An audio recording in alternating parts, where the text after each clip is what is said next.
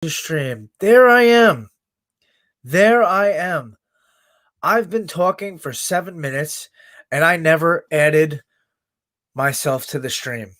So here we are. Business is booming as usual. I am so sorry. We started off on a real negative note. I'm hoping I can edit that first like 5 minutes out, but here we are nonetheless. I hope you can see me and hear me now. My bad on that. First time using StreamYard, but we're here. No wonder people were tuning in and tuning out right away. But if you got questions, put them in the comment section. We're talking anything. My fight card, my fight personally, weight cuts, this and that. Here we go. Farmingville's in the house. What's going on? Yeah, man, we got Neil Magny and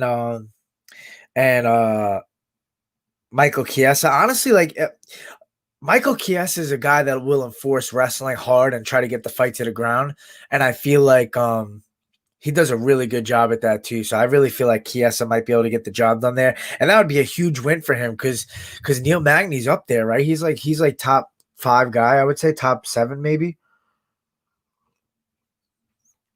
We're sipping on a Boomachino. Couldn't do this without it. Um, what's another new matchup we got? Oh, Mackenzie Dern making a quick turnaround against Nina Ansaroff, who was pregnant. This is Amanda Nunes' wife. They had a child. Congratulations to them. That's awesome. And she's kind of making a quick turnaround from it to fight Mackenzie Dern. And I got to be honest with you guys, I've been really impressed with Mackenzie Dern. Her striking has come a long way since working with Jason Perillo, and her confidence, right? I mean, even in that fight, like she kind of slashed up her nose. She had a bad cut, but she was still like coming in there and trying to exchange and throwing crisp punches and strikes. And I was really impressed. I thought she made a lot of improvements. I think, she is that obviously going to have that fallback in jiu-jitsu where she can take you down and submit you. That last opponent pretty much matched her in the grappling realm of things. So it came down to a striking battle, and she just barely kind of edged her out. But I thought she looked really good on the feet, a lot more confident and better crisp, more technical strikes. Who else we got? We got Alex Oliveira, Randy Brown. That's another good fight in the welterweight division. But man, it's gonna be a cool fight week, man. I'm excited. I thought it would be cool. They have us kind of staying from the 16th is my fight, and then I stay until the 21st. So I'm hoping they let us in and watch the 20th card. The Chimaev Edwards. That'd be nice. They let the fighters in there. That'd be really cool. Um, you know, Otherwise, I think Dana will have something special, some pool parties type of things. I know there's like the pool up there at the hotel is pretty nice. I'm sure they're gonna have something at the bubble. But honestly, man, the biggest challenge for me is the weight cut. Coming up. It's one of those things where it takes a lot of diligence, every day in and day out. Is eating at this time, making sure you eat the proper things for the proper training sessions. For example, like if I'm going to do a higher intensity session from like a 7 to a 10, let's say, out of 1 out of 10, let's say it's a 7 or above. As far as intensity goes, then I can eat something different, a little bit more carbohydrates to fuel that workout. But if it's somewhere between a 4 and a 6 intensity, you want to eat more fats and protein and stay away from the carbs. And so I've been dealing with that and trying to make changes and different things with the diet. Been with Trifecta, thank you to those guys helping me out, Clint and Nicole over there, been in touch with them throughout camp. But it's been a journey, man. I mean, I was 158 like 3 weeks ago. Took a lot of time. Usually I can get myself down, prior in the past. Last time I fought at 135 was in January. And I remember I was walking around like 150, 149. I showed up to fight week around there. But I was walking around like 150 for the last like 2-3 weeks of camp.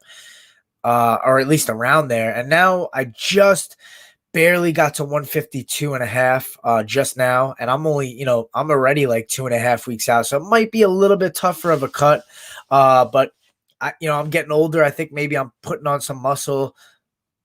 I mean, I might have put on some muscle. I'm not sure, but yeah, it seems like it might be, part of the problem here, but I don't know. No. But yeah, I think like, just growing into my frame, fighting at 145 the last 3 fights, it's made things a little bit more difficult, but you got to, keep the grind going and just, stay positive and make it happen. The problem is like they have us leaving the 6th January. Got to quarantine in Vegas for 2 nights, so you got to figure out that the workouts there. Then you got to fly to Abu Dhabi, long ass flight. Kills a whole day of time, and then you got to figure out, a quarantine workouts in Abu Dhabi when you get there. So it's going to be a lot of quarantine situations where you got to adapt and overcome. But it is what it is. I guess we all got to go through it. Me and my opponent got to do the same shit. So whatever. Farmingville in the house. What's up? Yeah, Dern looks good as of late, man. This is going to be a good fight. I think Nina Ansaroff is a little bit higher level striker than Dern's faced as of late, but should be pretty competitive. I thought they're having a gate that week for fight week. International fight week. Yeah, I know Dana said he wants to have fans. I know he said he wants to have make it special, have a lot of people there, but I don't think with this whole COVID situation it's going to be doable with Abu Dhabi. I think that was kind of the holdup for a little while why they didn't announce it. I think he's doing like a raffle where he's going to have maybe a couple people come in and they win like a sweepstakes to kind of sit with Dana in the stands. I think maybe he'll have some Abu Dhabi people in the arena, but I don't think he's going to have fans traveling from the overseas to, come watch the event with the COVID restrictions. Like you can't be having random people travel over and test them and quarantine a bunch of fans. Like how many fans are you going to let, come over and test all those people? I don't think you could do it. It'd be cool though. I think he'll do something special though for the fighters for sure because we're already there. We're all tested negative, hopefully, God willing. And then, you got the pool and all that stuff. He wanted to have a DJ and he wanted to do stuff like that. So I think it'll be something pretty cool for the fighters. But tell me what fight you guys are most looking for on my card.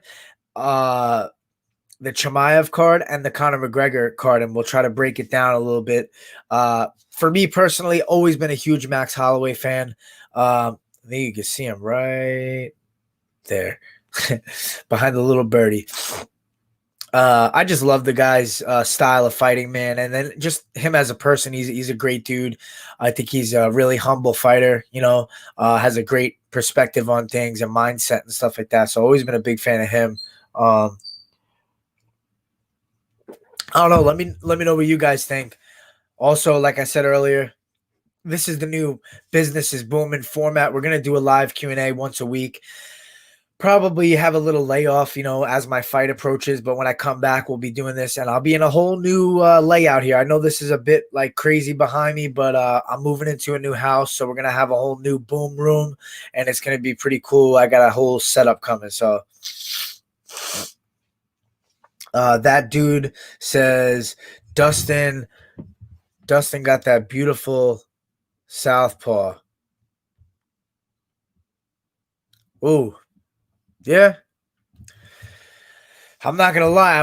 I'm really excited to see this. The Diamond versus McGregor right there. I think obviously with Poirier having dealt with that knockout. I know John Kavanaugh touched on it. He's obviously gonna have that a little bit in the back of his mind, but I don't think it's going to be a big hindrance. I think Dustin Poirier has grown leaps and bounds, especially mentally. I think he's come a long way. I think he really has changed his perspective on the game. He was emotional back in the day.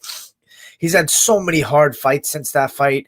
He's looked better and better each time out. His boxing is unbelievable. His durability is there. I mean, this is a different Dustin Poirier. And honestly, I will say this too. Like I thought Conor for a while was not motivated. He's so rich and famous now. He's done all he could do. He's won 2 belts. I mean, it's hard to have that itch to want to compete and be the best in the world again, But now looking at his social media lately, I think he's in great shape and really taking it serious and really has that fire back. So I do think that it's going to be interesting. I think those factors really play a role.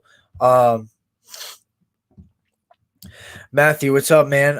Yeah, I just bought a house finally, 11 fights deep in the UFC. It takes time, but we got the bonuses, crack a lacking. And that's what you got to do, man. That's the dream. Honestly, when I first got into this game, I thought, my biggest goal really obviously was to become a world champion, but more importantly was to buy a house and start a family with the money that I make fighting. That was my dream, to be able to create a life doing this. And finally, I'm buying my first home. I'm really excited. We got it all newly renovated. It's a 4-bedroom 2-bathroom ranch. I love it's got high ceilings. I got a big 2-car garage with open space. I'm gonna make a boom room gym in there. We got mats. We got a punching bag. I got an infrared sauna. So it's gonna be awesome in there. I can't wait. I'm literally closing like right as I leave for my fight. So that's kind of unfortunate, but I'll be coming back to a nice home. So I'm excited for that. Rich Hess, what's up? Dustin just been through a lot of wars. I think that's going to affect him. Yeah, that's another good point. Dustin's definitely taken more damage than Connor. I mean, Connor is kind of coming off that really quick win against Donald Cerrone where he didn't really take any damage. It was 40 seconds long. So that was that. And honestly, the Dan Hooker fight with Poirier, the wars with Eddie Alvarez and Justin Gaethje, and honestly, every fight Dustin Poirier's in is like a battle, a war. So you're right, that is a factor that could play a role in this fight, especially with the kind of power that Conor possesses with that left hand. It's one of those things, man, where like Poirier looks so durable in all these fights that he's been fighting, but I feel like when you fight Conor, it's just a different kind of power with that left hand. He's so precise, he's so snappy with it, and he lands it in the right spot. And I feel like we very well could see the same thing. I don't imagine that we see the same exact fight, but we could see a similar finish where, Conor lands that left hand and Poirier's hurt and he follows up and finishes him. I think it might come later in the rounds, maybe the third round, but I don't know. We'll see, man. Uh,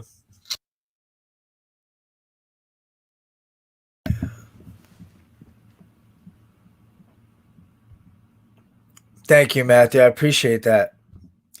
Boom, baby. Sarutobi Opito in the house. See, he knows. He knows the deal. He knows business is booming. I want to know what McGregor meant by rocket launcher lats. Huh. I don't know. I think what he means is that punches sometimes can come from those lats. If you turn over a punch, part of that comes from those lats. You know what I mean? So maybe he's talking about where the punch is coming from, and he's about to launch that left hand rocket. That's the only thing I can imagine. I don't know what else he means by that, but Connor likes to say funny, stupid shit, and he's definitely witty. So. Carl, Izzy is a negative 255 favorite versus Jan. Is that a bit much? Rockhold was also a big favorite versus Blackwoods. I don't think that's too much with the line of work that Izzy's shown. I think that there's a lot of value on Blackwoods. If that's the case, I don't know. What is he, a plus 200 maybe? If he's a plus 300 or more, there's definitely big value on him. I mean, he's a big guy. And he packs a lot of power at light heavyweight. We haven't seen Izzy there, so we don't know much about how he's going to look there dealing with bigger guys with more power. The thing about Izzy that I think is going to be a big success for him is that when he moves up to light heavyweight, he is a fast guy. Like his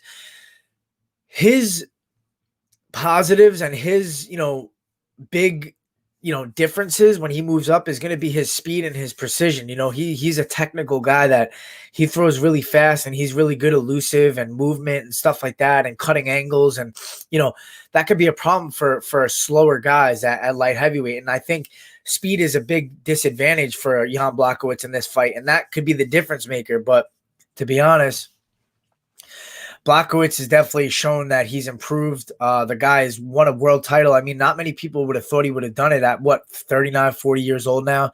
But he's looked better than ever. I mean, to beat a guy like Reyes, who many thought, beat John Jones in that fight that was really close decision. And Reyes looked amazing in that fight. And then Jan Blachowicz put it on him and took him out, and that was so impressive. And I think, like, after that fight, it makes you want to kind of see like how's Izzy going to stand with the bigger 205ers. And Blachowicz is a big guy. I just think that the speed's going to make the difference here. I think, Izzy's definitely got power too. It's not like he's just fast and he doesn't have that power to hurt you. I mean, put it this way. He fought, Costa, and Costa is a huge middleweight, and he put him out and put him away in dominating, devastating fashion. So I feel like that kind of says a lot going into this fight.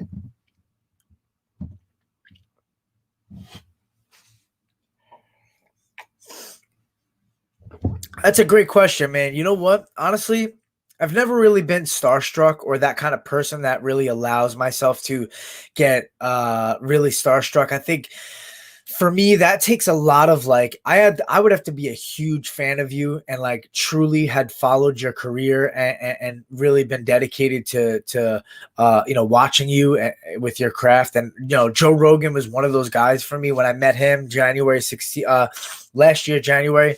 When I fought, that was like kind of a moment for me where I was like, man, like I've been watching Joe Rogan's podcast forever, Fear Factor, this and that. And now here he is in front of me. Like that was kind of part of the dream, getting to the UFC.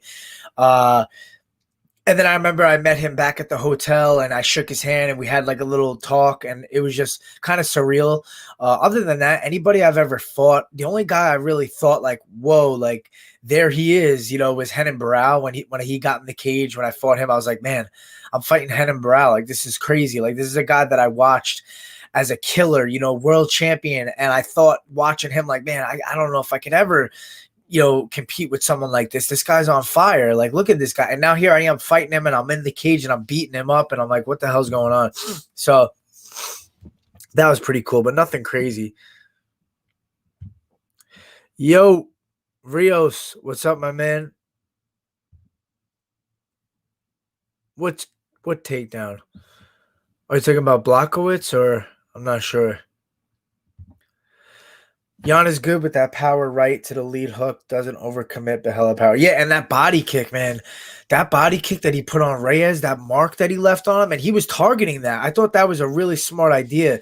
I thought that the way that Blachowicz was like purposely looking to kick him there with his foot over and over, that was tactics. Not a lot of people could think like that in a fight. You got to be cerebral to understand what you're landing and where things are hurting your opponent and stuff like that. And he kept finding the mark, man. And that was definitely doing damage to Reyes' body for sure.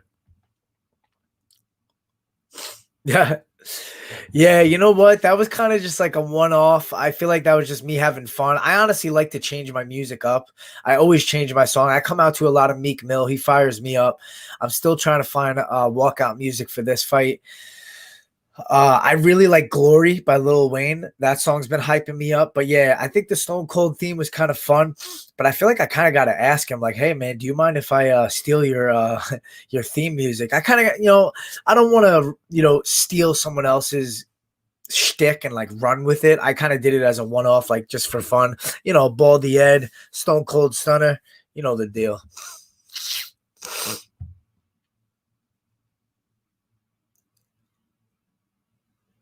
Yeah, I think you're talking about Izzy, right? Yeah, definitely lengthy.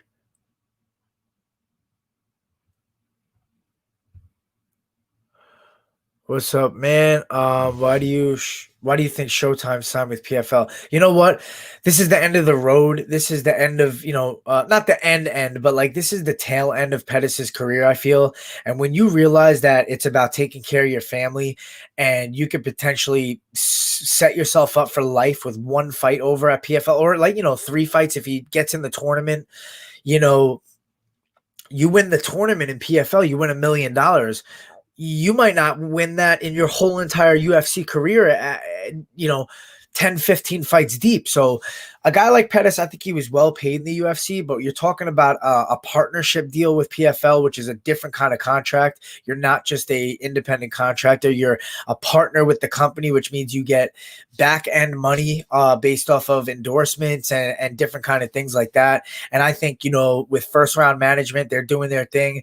They probably made the best deal. It seemed like a kind of a friendly release from the UFC. I think maybe they understood exactly where he was going and what he was, trying to get. And the UFC was not trying to match that kind of deal. As we see, the UFC is releasing a lot of higher paid guys right now and bringing in a lot of newcomers from the Contender Series. And listen, that's a business move. The UFC makes a lot of money. And when you're bringing in a whole new set of people that are dying to be a UFC fighter, they're getting paid 10 and 10, 10,000 and 10,000 when some guys like Pettis and Yoel Romero are getting paid 300,000 to fight, savings. Let's just put it that way. But I think that's a huge signing for PFL. I think that's great for them. He's going to be a face of the company instantly, essentially. And, wouldn't be surprised if they skyrocket him to a title shot. But I think he said he wants to fight the tournament, and, that'll put him in position to become a champion and win a quick mill plus his fight pay. We don't even know what his fight pay is. His fight pay might be a guaranteed, 500,000 to fight. So who the hell knows? I mean, he's probably getting well taken care of.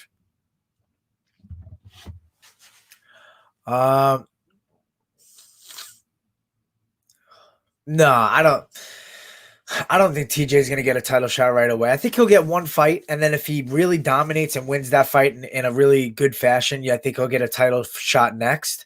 I think they might give him a Rob Font, a Jose Aldo, something like that. I think those two both deserve that fight. I think that's two stylistic, good stylistic matchups for TJ.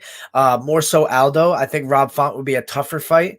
I think Aldo would be a fight that he can kind of put a pace on him and break him eventually, especially with Aldo showing signs of fading towards the end of the third round. If you could do that, Chito did not do that to him, so we didn't see that in that fight. But with a guy that puts out a high output like Peter Yan and Aljamain Sterling and guys like that, I think they could break a guy like Aldo in the later rounds. So I think for TJ, that's a smart fight to come back to, kind of get the feel again, get a quick win. Well, not a quick win. I'm not saying Aldo. Aldo looks great. Don't get me wrong, but I just think TJ's another level. Definitely going to put a pace on him. Oh, I'm glad you asked this, man. I love Beneil Dariush. He's a dark horse in that division, man. The way he knocked out Jakar Close, that was something different, man. Don't tell nobody, but I still got this bad boy. I know my manager doesn't like it, but hey, I think it's a nice little musky smell. I like to mix colognes. I know I'm getting off topic here, but I like to mix a little musky cologne with a little sweet kind of flavor, and it makes for a nice little mix. You know what I mean? It's like mixing bowls of cereal. You put the fucking Fruity Pebbles with the Cocoa Pebbles. You got it all. Or you put the Lucky Charms in there, you save the marshmallows for last with the milk. It's unbelievable. I'm cutting weight. Fuck me. I favor Beneil Dariush, man. I'm not gonna lie. Carlos Ferreira is another dark horse, but like Beneil has been proven time and time again that the guy is something special. He's got such a well-rounded game. He's knocking guys out now, but he's such a high-level black belt, and I think this is a great stylistic matchup because both of these guys, if it hits the mat, interested to see how the jiu-jitsu exchanges look here. Hey, you used the word dark horse too. I didn't even see that, but yeah, both of these guys are. That's a perfect way to explain them because they're not big names. They're not guys that the top 5 guys are looking after, but they're guys that are so dangerous and those guys that you don't want to fight to take the risk, to lose your spot. So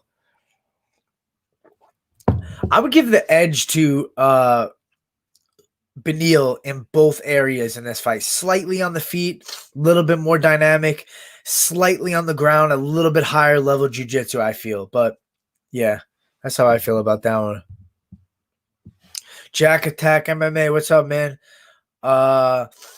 If you can get any rematch, what would it be? I hate to say it, man, because this guy hits like a fucking truck, but John Lineker, I would love to kind of go back and face that fight with a different perspective, and to just have to face my demons, essentially, to the only guy that's ever put me out, knock me down.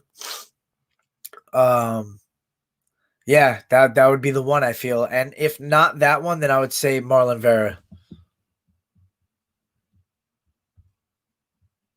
Oh, dude, Aljo's definitely getting the title shot. It would be criminal if they did pulled some craziness right now. I don't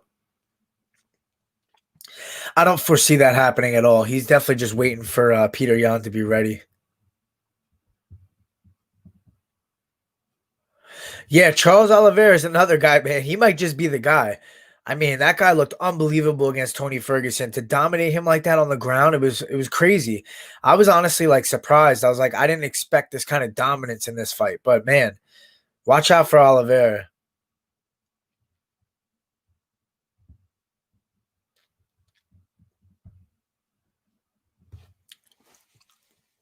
Same outcome, man. I just think Dillashaw is the better fighter, more calculated, a little bit more dynamic, switches stances better. Wrestling is kind of negated. I think Dillashaw has better jiu-jitsu, submission abilities, but also better knockout ability. So I would just kind of lean towards Dillashaw. I think it would just kind of stay similar. Wouldn't see much difference. I am impressed with Cody though. I'm interested to see how he looks going down to flyweight. Hey, thanks, man. I appreciate you. Just a few more questions, guys. We're going to get out of here. We did a half hour. I'm going to have to edit out the first 5 minutes because I wasn't even on the screen. But I will say again, because you probably heard me, but if you give a thumbs up to the video, appreciate you guys. We've had a good one this one, man. My first one using StreamYard. Got a lot of questions. Thank you guys for tuning in.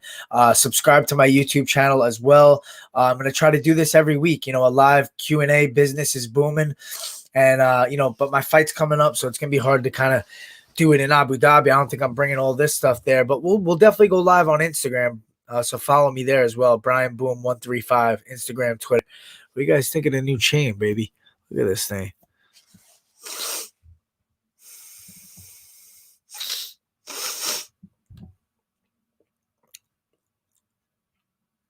Oh, dude. I mean, Calvin Kattar's got the best 1-2 in the division, but Holloway's not far off. I mean, those two are going to have a sick striking war. I feel it's going to be an amazing striking battle, and it's going to come down to like who lands the better shots. In my opinion, my early pick is Max Holloway. I mean, I love watching the guy fight. He's one of my favorites, but I think Calvin Kattar is a problem. But I just think Max Holloway is kind of being underlooked right now just based off of the fact that he lost two to Volkanovski. But I think the real ones know that it was very controversial. And I feel like he won that last one. Honestly, that's how I felt. So don't count Holloway out now. He's never lost 3 in a row, and he's still at the top of his game. He's still a young guy. He's fairly young, he has the experience edge for sure by far, but Calvin Kattar is a problem, and he's coming up and he's confident, man. So I wouldn't be surprised if Kattar pulls it off, but I'm leaning Holloway. He's just a little bit more dynamic to me, and his kicks look great, very improved.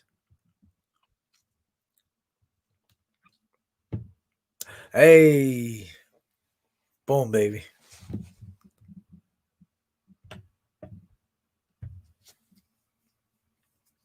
Yeah, this whole NMF thing, right? That's hilarious. Stephen Thompson's definitely the NMF champ. The guy's helping you. Your mouthpiece falls out. He stops. He's like, dude, you okay? You got that? He hits you with a clean shot. He's like, I'm sorry. Like, I'll try to hit you lighter next time. His dad comes in and gives water to the opponent before him. It's like the whole Thompson family deserves the medals, all the medals, the gold medals of niceness and kindness and loveness and everything. We need more people like Stephen Thompson, that's for sure. And with that, we're going to end it. A beautiful time to end this bad boy. Thank you guys for tuning in. I really appreciate it. Once again, thumbs up on the video really helps out. Subscribe to my YouTube channel. We need to up the subs. And yeah, business is booming, baby. Boom.